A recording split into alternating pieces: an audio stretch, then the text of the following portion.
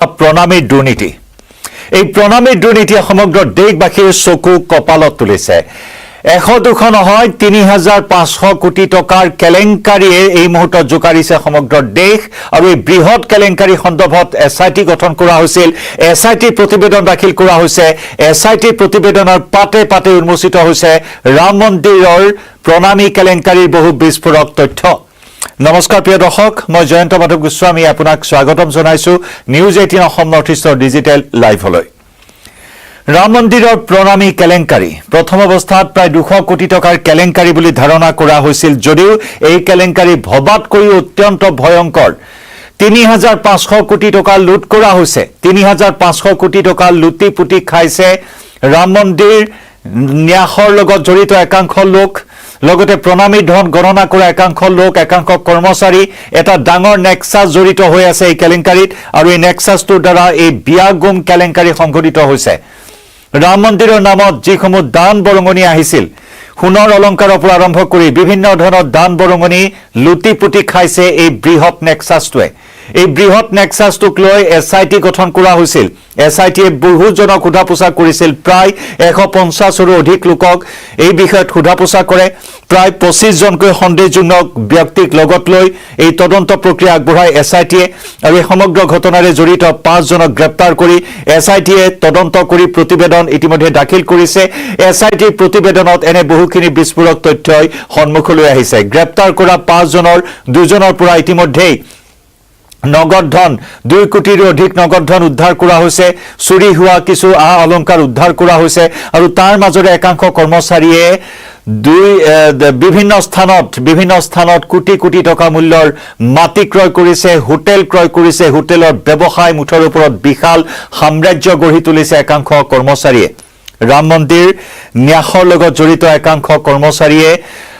নিখাটোৰ ভিতৰতে কোটিপতি হৈছে বিশেষকৈ যিসমূহ বিখ্যাত পৰ্যটন ক্ষেত্ৰ আছে ঋষিকেশ উত্তৰাখণ্ড হিমাচল মানালী এইসমূহ বিখ্যাত পৰ্যটন ক্ষেত্ৰত বিলাসী হোটেলৰ ব্যৱসায় কৰিছে হোটেল ক্ৰয় কৰিছে মাটি ক্ৰয় কৰিছে মুঠৰ ওপৰত বিভিন্ন কেলেংকাৰীত জড়িত হৈ পৰিছে একাংশ লোক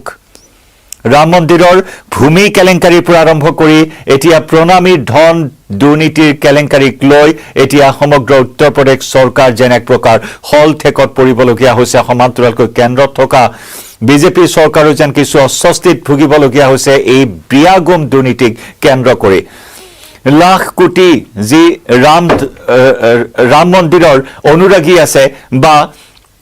লাখ কোটি ধৰ্মপ্ৰাণ ৰাইজৰ আবেগ অনুভূতিক এনেদৰে খেলা কৰি এই বিয়াগুম কেলেংকাৰী সংঘটিত হৈছে য'ত নেকি সমস্ত বিষয়সমূহক লৈ এসআইটি তৰফৰ পৰা অৱশেষত এই প্ৰতিবেদন দাখিল কৰা হ'ল আৰু এই প্ৰতিবেদনৰ পাতে পাতে পৃষ্ঠাই এনে বহুখিনি বিস্ফোৰক তথ্য প্ৰকাশ পাইছে বিঘাই ভূমি ক্ৰয় কৰা তথ্য লাভ কৰা হৈছে ইয়াৰ পূৰ্বেও যি প্ৰথম পৰ্যায়ৰ তদন্ত আছিল সেই তদন্তত কেইবাগৰাকী কৰ্মচাৰীৰ পৰা কেইবাখনো বিলাসী বাহন পৰ্যন্ত জব্দ কৰা হৈছিল যিনিকি এটা এনজিঅ'ৰ হাতত দায়িত্ব অৰ্পণ কৰা হৈছিল প্ৰণামী ধন গণনা কৰিবলৈ আৰু সেই প্ৰণামী ধন গণনা কৰা এনজিঅ'টোৰ একাংশ কৰ্মচাৰীও জড়িত থকাৰ তথ্য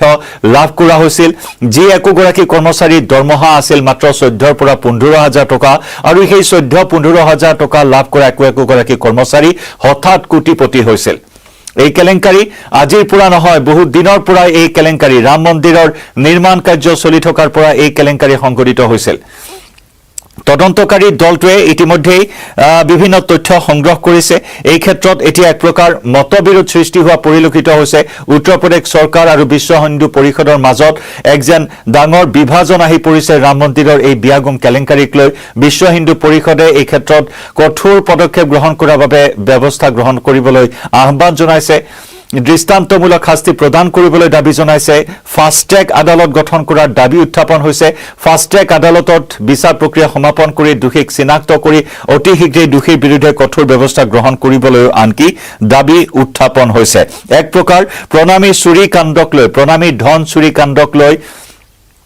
বা প্ৰণামীৰ ধনৰ দুৰ্নীতিক কেন্দ্ৰ কৰি এতিয়া সমুখ সমৰত যে নামি পৰিছে বিজেপি আৰু বিশ্ব হিন্দু পৰিষদ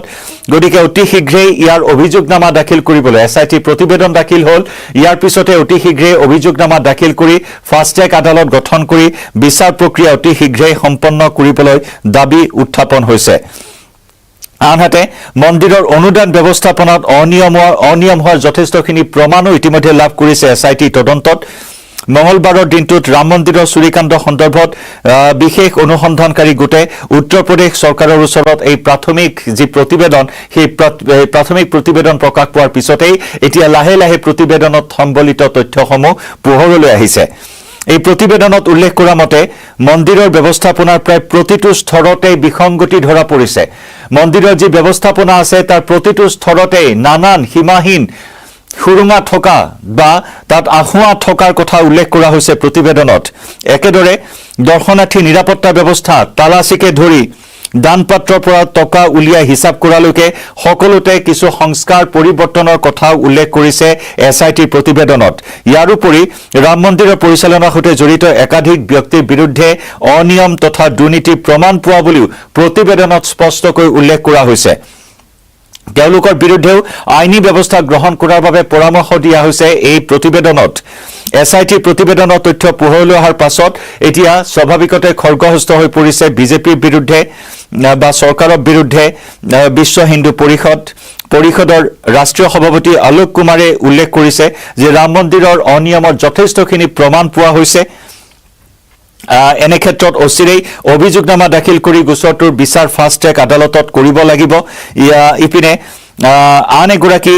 নেতাই উল্লেখ কৰিছে যে চুৰিকাণ্ড তথা অনিয়ম সন্দৰ্ভত SITৰ ওচৰত প্ৰমাণ দাখিল কৰিছে আৰু ইয়াৰ উপৰিও ৰাম মন্দিৰৰ ভূমি কেলেংকাৰীৰো বহুখিনি তথ্য প্ৰমাণ দাখিল কৰা হৈছে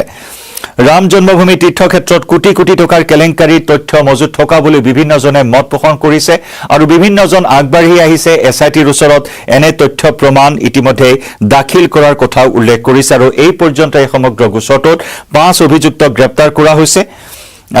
লগতে বিশেষ অনুসন্ধানকাৰী দল SITয়ে উত্তৰ প্ৰদেশ চৰকাৰক প্ৰাথমিক প্ৰতিবেদন দাখিল কৰাৰ পিছত প্ৰধানমন্ত্ৰীৰ কাৰ্যালয়ে মন্দিৰ কৰ্তৃপক্ষৰ পৰা দান বৰঙণি তথা অনুদানৰ হিচাপ বিচাৰিছে কাৰণ আমি ইতিমধ্যে উল্লেখ কৰিছো যে প্ৰধানমন্ত্ৰীৰ কাৰ্যালয়ৰ ফালৰ পৰাও এই সন্দৰ্ভত 3জনীয়া এটা অনুসন্ধানকাৰী দল ৰাম মন্দিৰলৈ প্ৰেৰণ কৰিছিল প্ৰধানমন্ত্ৰীৰ কাৰ্যালয়ৰ তৎপৰতাত গতিকে প্ৰধানমন্ত্ৰীৰ কাৰ্যালয়ৰ পৰা অনুদানৰ প্ৰতিটো হিচাপ নিকাচ প্ৰতিবেদন আকাৰে বিচাৰিছে প্ৰধানমন্ত্ৰীৰ কাৰ্যালয়ে এক কথাত ক'বলৈ গ'লে এই ৰাম মন্দিৰ কেলেংকাৰীক লৈ কাৰণ ৰাম মন্দিৰ সমগ্ৰ দেশবাসীৰ ধৰ্মীয় আবেগ অনুভূতি বিজড়িত এটা বিষয় সকলোৰে আবেগ এই ৰামৰ জন্মভূমিক লৈ বা অযোধ্যাৰ ৰাম মন্দিৰক লৈ 2024 চনত ঢাক ঢোল বজাই সমগ্ৰ দেশ জুৰি এক উৎসৱমুখৰ পৰিৱেশৰ মাজত অযোধ্যাৰ ৰাম মন্দিৰ জানুৱাৰী মাহত মুকলি কৰা হৈছিল আৰু সেই ৰাম মন্দিৰক লৈ এনে ধৰণৰ খামখিয়ালি এনে ধৰণৰ অনুদানক লৈ দান বৰঙণিক লৈ এনে ধৰণৰ কেলেংকাৰী কোনো পদ্ধতি গ্ৰহণযোগ্য নহব ইয়াৰ সুবিচাৰ লাগে দোষী অতি শীঘ্ৰেই সন্মুখলৈ আহিব লাগে দোষীক চিনাক্ত কৰিব লাগে আৰু এই কেলেংকাৰীৰ যি সমুদায় ধন পুনৰ উভতাই আনিব লাগে কাৰণ কোটি কোটি টকাৰ ভূমি ক্ৰয় কৰিছে হোটেলৰ ব্যৱসায় কৰিছে ইয়াৰ লগত জড়িত ব্যক্তিসকলে গতিকে এনে বহু অভিযুক্তৰ তালিকা ইতিমধ্যে প্ৰস্তুত কৰা হৈছে আৰু সকলোকে তদন্তৰ আঁতৰলৈ অনাৰ আইনী ব্যৱস্থা গ্ৰহণ কৰাৰ পৰামৰ্শ দিয়া হৈছে ৰাম মন্দিৰৰ দুৰ্নীতি কেলেংকাৰীক লৈ SITয়ে দাখিল কৰা প্ৰতিবেদনত গতিকে ইয়াৰ পিছত উত্তৰ প্ৰদেশ চৰকাৰে কি ব্যৱস্থা গ্ৰহণ কৰে কেন্দ্ৰীয় চৰকাৰে কি ব্যৱস্থা গ্ৰহণ কৰে হিয়া হ'ব অত্যন্ত এটা লক্ষণীয় বিষয় জনাই যাম প্ৰতিটো আপডেট এই মুহূৰ্তত লাইভৰ পৰা বিদায় লম নমস্কাৰ